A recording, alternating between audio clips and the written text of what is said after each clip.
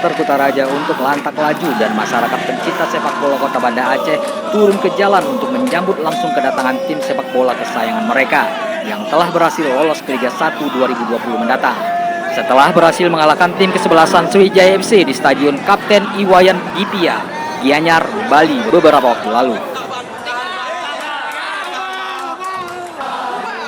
Kedatangan tim kesebelasan Persiraja ini disambut pemerintah Kota Banda Aceh dan ratusan supporter serta masyarakat pencinta sepak bola yang hadir langsung ke Bandara Sultan Iskandar Muda Blang Bintang Aceh Besar. Kedatangan mereka ini untuk menyambut tim kesayangan mereka yang telah berjuang lolos ke Liga 1. Satu persatu pemain, presiden klub, serta pelatih dan staf ofisial Persiraja disambut saat tiba di bandara oleh Wali Kota Banda Aceh, Aminullah Usman, sekaligus memberikan kalung bunga.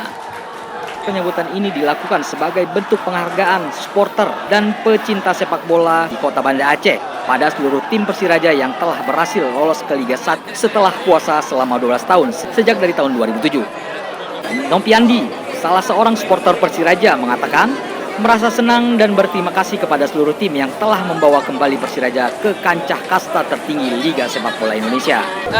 Pertama, saya sebagai fans, terutama sekali saya warga Aceh sangat bangga setelah puasa sekian tahun akhirnya Persiraja mampu menuju kasta pertama Liga Indonesia.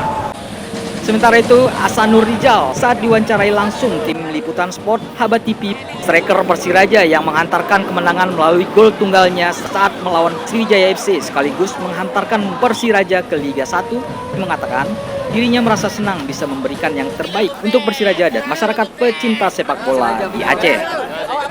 Alhamdulillah sangat senang pas lawan Sriwijaya karena bisa mencetak gol buat tim Aceh, dan jelas saya sangat senang.